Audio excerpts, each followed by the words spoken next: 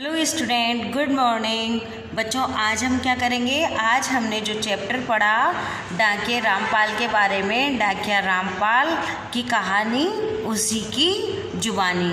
अब उसी की जुबानी को क्या बोलते हैं? हम साक्षात्कार बोलते हैं। साक्षात्कार यानी कि आमने सामने बैठकर उसके जीवन के बारे में क्वेश्चन पूछना, तो इसको कहलाता है साक्षात्कार। यानी कि एक व्यक्ति दूसरे व्यक्ति के जीवन के बारे में, उसके कार्य के बारे में सामने बैठकर उसी के बारे में उसी से पूछना, तो ये होता है साक्षात्कार। तो बच्चों, हमने जो ये चैप्टर पढ़ा, रामपाल ने अपने जीवन के बारे में बताया, अपने परिवार के बारे में बताया, अपने काम के बारे में बताया।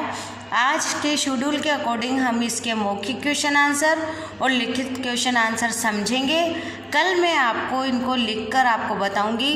अच्छा, एक बात और मैं आपको बताना चाहती हूँ कि आपके जो यूनिट टेस्ट हैं वो 12 से स्टार्ट हो रहे हैं और उसका शेड्यूल हमारे चैप्टर 1, 2 और 3 है। तो ये चैप्टर 1 या 2, 3 जिसने भी नहीं किया है वो अभी मैं दोहरान में कराऊंगी, तो आप दोहरान में कर लें। अगर किसी ने एक्सरसाइज फील नहीं की हो तो वो भी कर लें, क्योंकि सारा पेपर आपकी बुक में से ही बनेगा। तो आगे कंटिन्यू करते हैं हम क्वेश्चन आंसर। इस पार्ट में किस जगह का वर्णन किया गया है? फर्स्ट क्वेश्चन है हमारे, इस पार्ट में किस जगह का वर्णन किया गया है? इस पार्ट में नैनीताल का वर्णन किया गया है। डाकिया रामपाल के कितने बच्चे थे? डाकिया रामपाल के 3 बच्चे थे। एक लड़का था और 2 लड़कियां थी। डाकिया रामपाल सिंह कहाँ का रहने वाला था? डाकिया रामपाल सिंह कहाँ का रहने वाला था? डाकिया रामपाल सिंह रामपुर जिले के सुहार गांव का रहने वाला था। डाकिया रामपाल पहले क्या था? अब डाकिया रामपाल पहले क्या था? पहले वह डाक सेवक था, यानी कि डाक की जो चिट्ठियाँ आती है, पार्सल आते हैं, उन्हें घर घर पहुंचाने का कार्य करता था। अब आइए आप पेज नंबर 65 पर जो कि लिखित क्वेश्चन आंसर है वो भी हम समझ लेते हैं। फिर आज हम चैप्टर 1 का दोहरान करेंगे।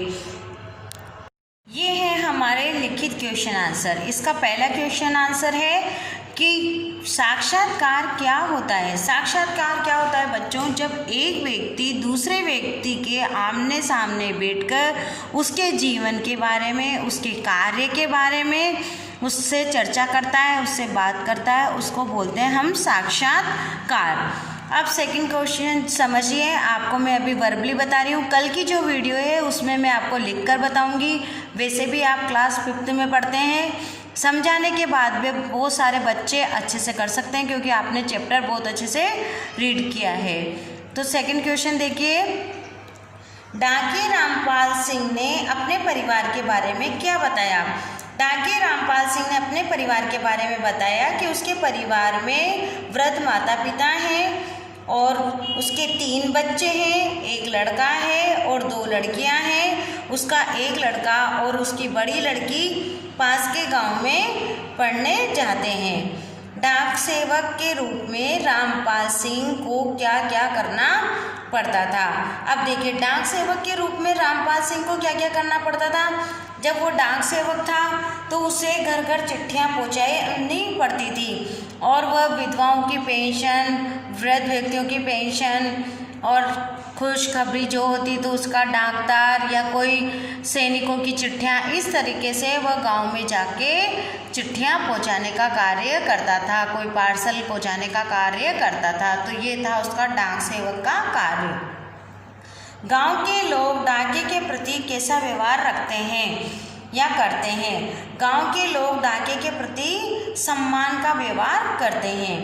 इंटरनेट के ज़माने में भी क्या डाक सेवा उपयोगी है? तो इसका आंसर लिखेंगे हम हाँ, इंटरनेट के ज़माने में भी डाक सेवा उपयोगी है। गांव के डाकिये को किन किन कठिनाइयों का सामना करना पड़ता है? गांव के डाकिये को बहुत सारी कठिनाइयों का सामना करना पड़ता है। उसे सुबह जल्दी उठकर साइकिल लेकर, थैला लेकर घर घर जाना पड़ता है, तथा उसको जगह जगह चिट्ठियाँ, पार्सल पहुंचानी पड़ती है। तो ये सब कार्य उसे करना पड़ता है, और वह साइकिल लेकर कठिन रास्तों पे भी जाता है।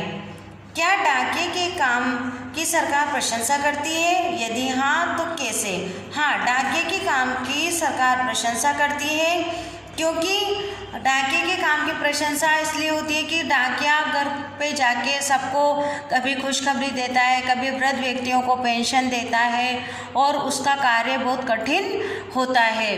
तो इसलिए सरकार उसकी प्रशंसा भी करती है और उसे पुरस्कार भी देती है और परिणाम जो होता है आगे का उसको कभी कभी उसका कार्य से खुश होकर उसको प्रमाण पत्र भी दिया जाता है। तो ये हो गए बच्चों हमारे लिखित क्वेश्चन आंसर। अब हमारे जो यूटी में कोर्स आ रहा है चैप्टर 1, 2, 3 आ जाइए आप चैप्टर 1 पर, हम उसका आज दोहरान करेंगे, कल चैप्टर 2 का करेंगे। इस तरीके से हम 3-4 दिन तक जो पहले हमने क्वेश्चन आंसर करे थे, एक्सरसाइज करी थी, उनका दोहरान करते हैं। तो आप तैयार रहिए दोहरान करने के लिए। बच्चों ये है हमारा चैप्टर 1। चैप्टर 1 पेज नंबर 11 के जो क्वेश्चन आंसर हैं वो मैंने आपको कराए हैं और एक एक चैप्टर को मैं 4-5 डेज तक आपको समझाती हूँ, पर अभी टेस्ट है इस वजह से दोबारा से दोहरान करा रही हूँ। आपने क्वेश्चन आंसर किए होंगे पर मैं आज क्वेश्चन आंसर का दोहरान करा रही हूँ आपको। देखिए, सूरज सबसे पहले किसके माथे पर तिलक लगाता है? तो हम लिखेंगे सूरज सबसे पहले हिमालय के माथे पर तिलक लगाता है। किसके माथे पर तिलक लगाता है? हिमालय के। किसके यश को कौन किस प्रकार गाता है? हिमालय के यश को सागर लहरा कर अपनी लहरों से लहरा लहरा के गाता है। नील गगन किसकी आरती सजाता है? अब देखिए, नील गगन किसकी आरती सजाता है? नील गगन हिमालय की आरती सजाता है। नैनों का जल उड़कर क्या बन जाता है? बादल दल बन जाता है। नैनों का दल उड़कर बादल दल बन जाता है। हिमालय पर केवल पर्वत न होकर और क्या भी है? हिमालय पर्वत केवल पर्वत न होकर एक क्या है? गौरवगिरी है, जिस पर हमें गर्व होता है। हिमालय ने दूसरों के लिए क्या चाहा? हिमालय ने हमेशा दूसरों के लिए अब सुरक्षा चाहिए, जड़ी बूटियाँ दी है। और बच्चों, हिमालय हमारे देश की सुंदरता का प्रतीक है और हिमालय पर्वत ने हमारी हमेशा रक्षा की है। अब रक्षा कैसे की है कि दूसरे देश में जब लड़ाई होती है तो हमारा देश में हम हिमालय पर्वत से हमारी रक्षा करता है, क्योंकि एक जो दूसरी सेना है हम हिमालय के पर्वत के होते हुए इधर नहीं आ सकती, क्योंकि उसकी ऊंचाई भी बहुत है। इतिहास किस बात का गवाह है? इतिहास इस बात का गवाह है कि आज दिन तक हिमालय पर्वत किसी के आगे नहीं झुका है। कवि हिमालय को बार बार नमन क्यों करता है?